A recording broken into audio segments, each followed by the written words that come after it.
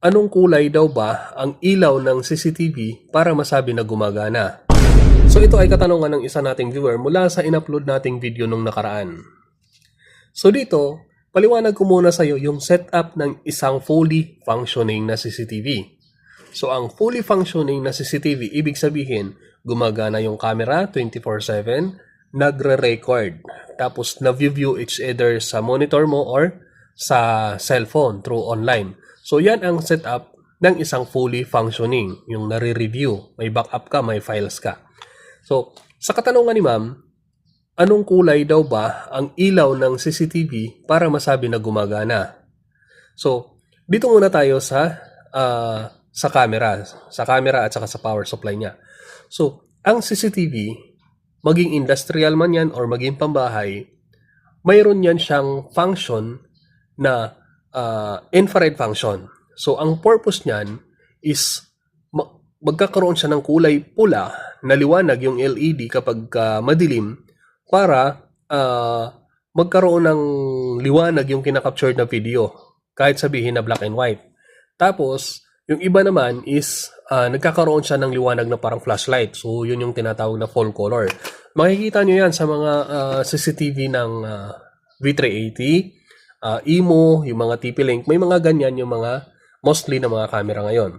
So, kung sa katanungan mo ma'am na anong kulay ng ilaw ng CCTV para masabi na gumagana, so kahit hindi umiilaw ang CCTV, kahit anong kulay yan, maaaring gumagana ang camera.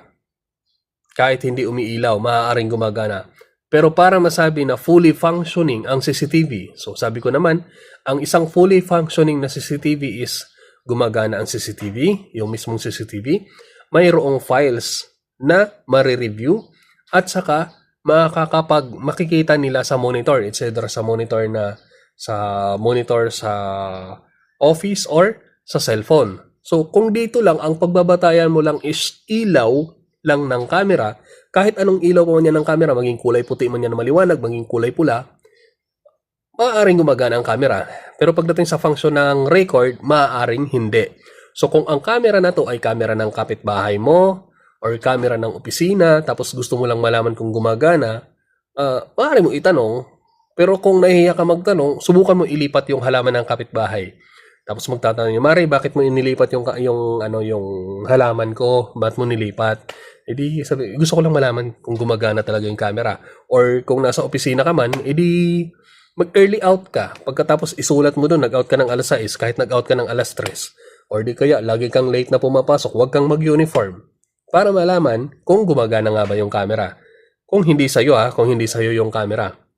So, ayan, yan ang pinaka-maikling kasagutan. Ibig sabihin, ang kulay ng ilaw ng CCTV, umiilaw man yan or hindi, maging kulay pula man yan, or maging kasing liwanag ng flashlight, hindi natin masasabi natin na gumagana yung camera kasi may ilaw nga eh.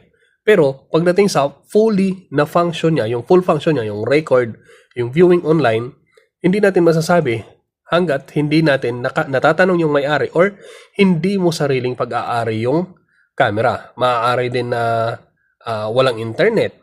Maaaring nagre-record yung CCTV, itong mga kagaya ng V380. Maaaring nagre-record ang CCTV tapos hindi ma-view online through cellphone ng kung sino mang may-ari. Pero mayroon siyang record doon sa kanyang memory card na nakalagay. Okay? So ayan, hanggang doon lang. Sana nabigyan ko ng linaw yung katanungan mo. Ulit, kung may katanungan kayo regarding CCTV, maaari kayong magtanong. Wag lang mathematics.